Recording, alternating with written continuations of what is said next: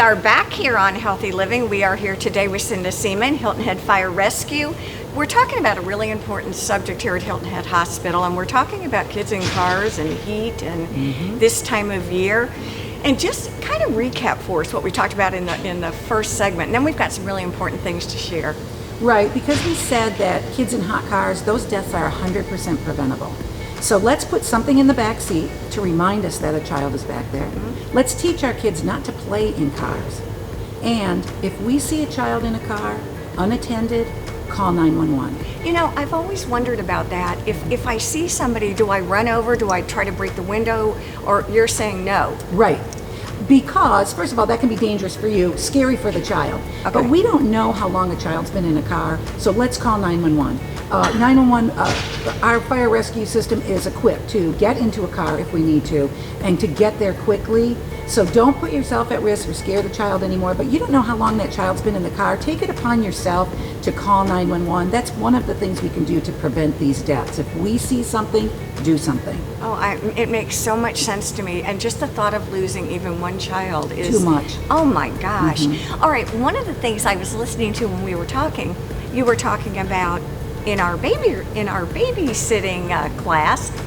Can we talk a little bit about some of the cool programs that you have? You said you have a great new one. We do. I just went through the course of safesitters.org to get certified, so to say, and they have a couple programs. One is Safe Sitters, and that's for our kids who do want to babysit. That one we'll need to do in person, so we'll need to wait a little bit because it's a lot of role playing, it's a lot of interacting, it's some really great scenarios kids will do to learn to be good babysitters. But right now we are offering Safe at Home. That is for 4th, 5th, and 6th graders. It's for the younger kids. It's how to handle emergencies. What do I do if there's a power outage? What do I, when do I call 911? What about if somebody knocks at the door? I'm home alone. Lots of things like that. And we're offering it sort of as on demand. It's on the Town of Hilton Head Island government page. There are 2 classes right now, August 12th and August 17th. There's still room. It's $12, which includes the handbook, and the handbook is fantastic. Has so many scenarios and role playing, and that we're going to do virtually because we can. Because we can. I love that. Right. Classes will remain very small, but this is perfect because so many kids are going to be home alone. They're going to be spending more time at home alone. I guess when I have 10 grandchildren and we're talking about kids, I can always do a personal reference. Right, because that's I got great them of though. all ages. Yeah. But I've got that age group, and it's something I hadn't really thought about because even this summer has been a little quirky with who's home and who's not, and what to do. And they might only be home for a little bit of time, but what if something happens? And it will help kids feel comfortable and also assess their level of, am I okay to be home alone? Some kids may come forward and say, you know what, I'm just not ready, I'm not comfortable. This will show them everything that's out there, everything that can happen, what they can do to control the situation. Then they can decide if they're okay to be home alone. That's the most important part as well. So do moms and dads need to reach out and how does all that work? Go to the Town of Hilton Head Island government page. There are 2 events listed, Safe at Home, both of the August dates, August 12th and August 17th. It will give them my email and phone number to call and sign up ahead of time. And what we'll do is make arrangements to get the handbook to them. We have a drop-off pickup site outside of headquarters, and then we'll send them an appointment by Blue Jeans, which is much like Zoom, and go. It's a 90-minute program, and it's really fantastic. The handbook is worth its weight in gold. Let me ask you a question about other kinds of things that you do. I was talking to a kid the other day. I think she's like 16, and she was so proud. She had gotten CPR certified. That's great for someone at 16. That's it. Yeah. Right? We do CPR. So talk to me about things like CPR. The older I get, the more I want to make sure that I'm current. Right. What are the guidelines for being current with CPR? Have things changed? How do I even take another class or refresher? Right, and we can do that right now. We teach American Heart Association, so certifications are good for 2 years. And we've always done classes every single month, which are free. Obviously, right now we're holding off bringing people into the building and putting people together. So right now, people can take American Heart online, and then they can test their skills with me. What I do is I lend them a mannequin to take home. We do a virtual meeting, and I can test their skills online.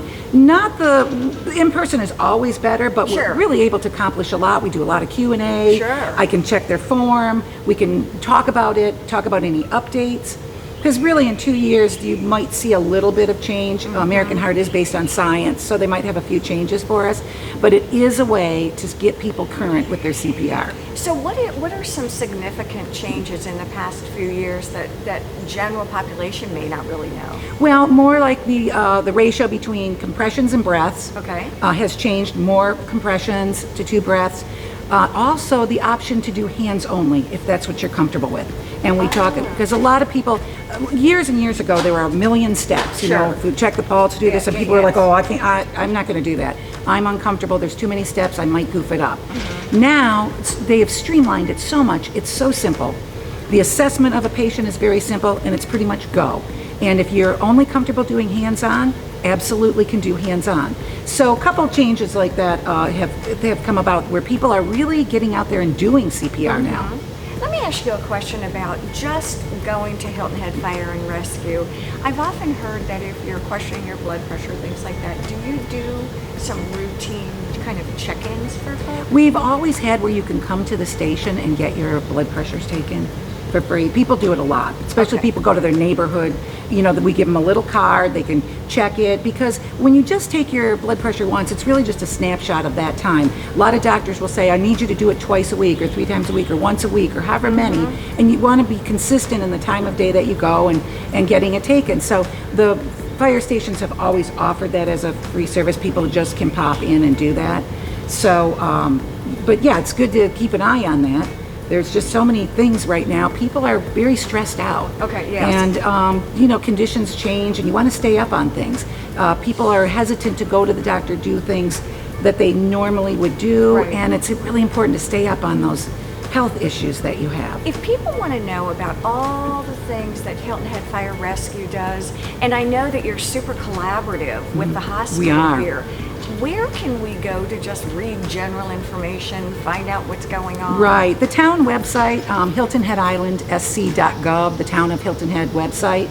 Click on the public safety and then fire rescue. You'll see all our programs. We offer fire extinguisher training, and we have a home safety checklist that people can print off and say, how safe is my home? Okay. You know, I've got extension cords into extension cords. Boy, that's not good. I've got tons of papers and magazines saved up, and just there's a whole list of first aid and CPR, and we're going to have safe at home on there, and there'll be lots of free services we have. We have a smoke alarm program as well if people are in need. Which is super interesting, the fire extinguisher. I have to tell you, I had a firefighter from Hilton Head Fire Rescue come, and we were talking about aging in place, and we happened to look at my fire extinguisher from 1984. Right. No, I'm serious. You know that doesn't work. I am not proud. I'm embarrassed. And a lot of people have them and they don't know how to use them. They're very simple, but if you don't know how, in a fire, you can't be reading the directions. Well, I completely, I mean, I hate to call myself out on it, but after I dusted it off and looked at everything and really learned, do you think I'm not like all about the fire extinguisher now?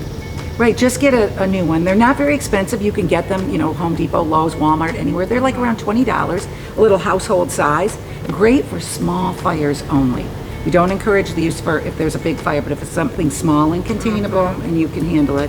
And I do help people with that. I've gone over to their house and talked to them, held classes, whatever. And one of the other things that you all have taught me is that from an aging in place point of view and a home safety point of view, the gentleman I talked to was so great about saying, kind of walking through my house with me, since my dad's there at 92, and just pointing out areas that potentially might be fall risks. Exactly.